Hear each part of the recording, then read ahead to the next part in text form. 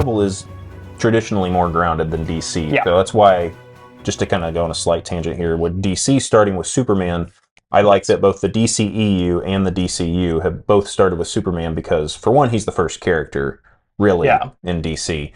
And that whole universe is a lot more, gods and monsters, aliens, that kind of stuff. So that kind of makes more sense for that one. But the Marvel universe is has a lot more realism to it. I mean, we're getting into like time travel, multiverses, all that stuff now, but at the core of it, it's more of they could have done. So this is so they continue to use the concept of the Overton window all the way to Endgame. Yeah.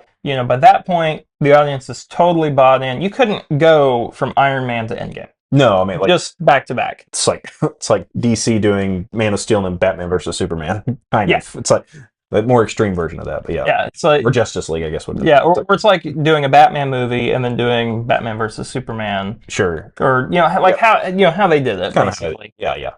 But if Marvel had decided to scale things back and return to the idea of the Overton window, restart, not restart the continuity, but restart the Phase 4 with your most believable character. Right. Which they kind of did with Spider-Man. In a sense. But I mean, if you look back at their first project, I think technically their first project was WandaVision.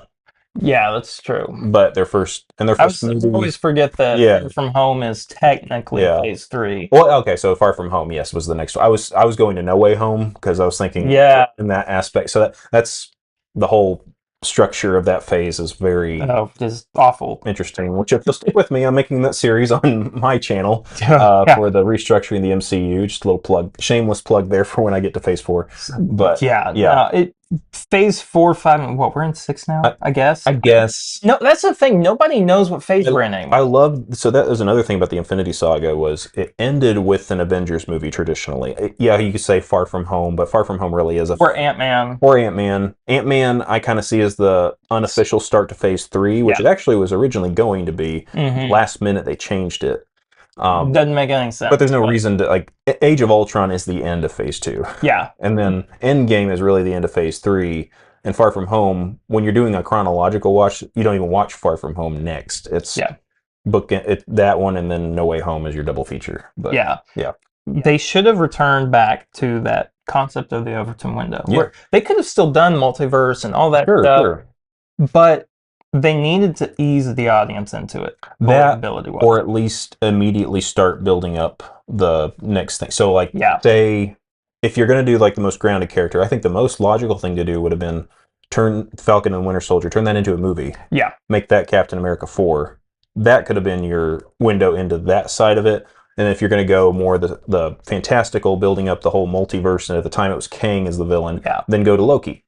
And Loki's your next thing immediately following Endgame, which completely makes sense after his exit from Endgame and would create that through line that's really lacking because there is an overall story, but it's so scattered that it's hard to pick up on what matters for this because now we're going into Doomsday and some of the stuff we've seen, like Moon Knight's probably not going to matter. She-Hulk may or may not matter depending on how they do that. Which is a shame because Moon Knight could have been an amazing character theatrically. And I mean, they did Werewolf by Night. I mean, they were starting to set up a whole Dark Avengers team. Which I think they're going to be setting up. Reports are a Midnight Suns project is on the way, and Moon Knight could be a part of that. Yeah. And Oscar Isaac hasn't said that he wants to quit, so I think he'll still be attached to the character. But they've set up so many characters that you didn't have a follow-up with.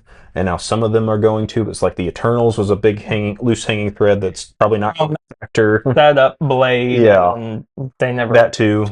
I mean, they're paying off some stuff like Shang-Chi, thankfully, is finally coming back. And oh, my word. He had his movie way at the beginning of Phase 4, and now we're... So...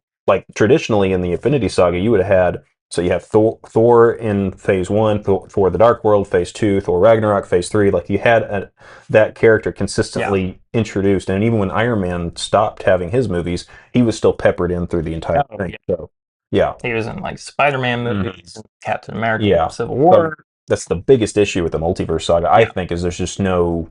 Who are the characters we're supposed to be invested in? Because you're putting in so many. thanks so much for checking out that clip from our podcast, The Assembly Cut. Always be sure to tune in and check those out, either here on YouTube or on Apple Podcasts or Spotify or your favorite podcasting app of choice. Before you go, remember to hit that like button, subscribe, and hit the bell icon to get notified when new videos, new clips go live on this channel. When you do that, it always helps us out and we greatly appreciate it. Go down in the comment section and let us know what you thought of the topic we discussed here today. Hope you all have an awesome and a fantastic day, and we'll see you in the next video.